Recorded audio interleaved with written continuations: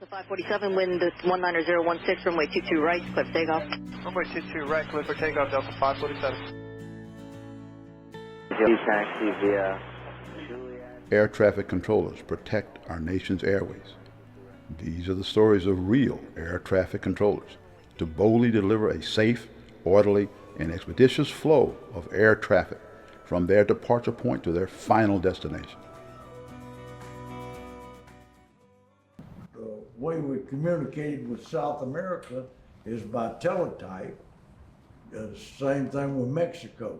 We had no communications with Mexico and all that. In fact, we had a near miss there coming out of Mexico on a flight coming out of Houston, coming down, and it was inside Mexico. They were controlling the two air carriers.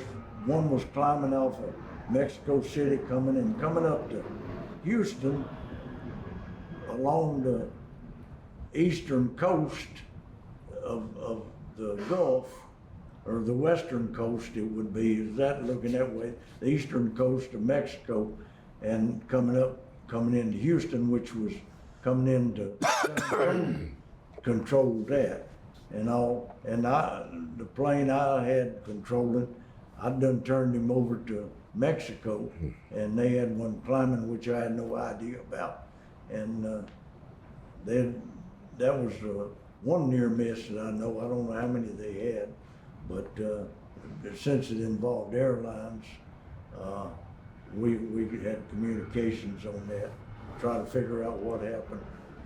But the problem we had communicating with the airplanes coming up out of South America is they didn't speak our language. You'd give him a clearance and all he would say, "Royer." You don't know whether he had it or not. Ain't no read back or nothing, no nothing. Everything was Royer. I remember one time there was one going back to South America. He was over there at Morrisant, which is New Orleans airport. They called me up for a clearance, and I gave them a clearance.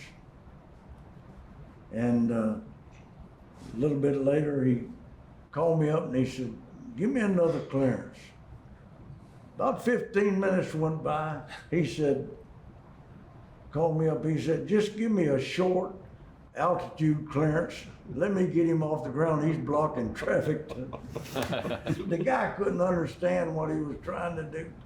And when I got him, I had heck with him, you know. I just gave up, you know, and we passed him on. There's the near miss.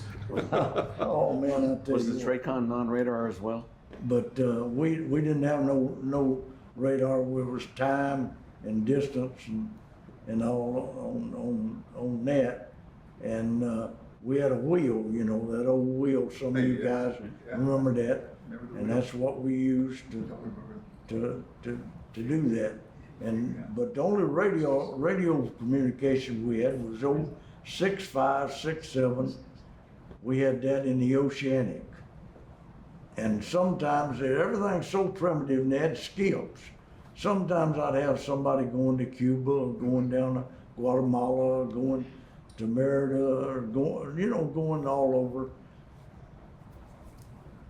All of a sudden I'd get in, somebody would call in and let me know New York Center they received it and they passed me his position report with a skip. And then I'd get one from New York or Miami. I'd have to pass them there's a lot of times, you know, because with that old skip, you didn't always have communications, but somebody else.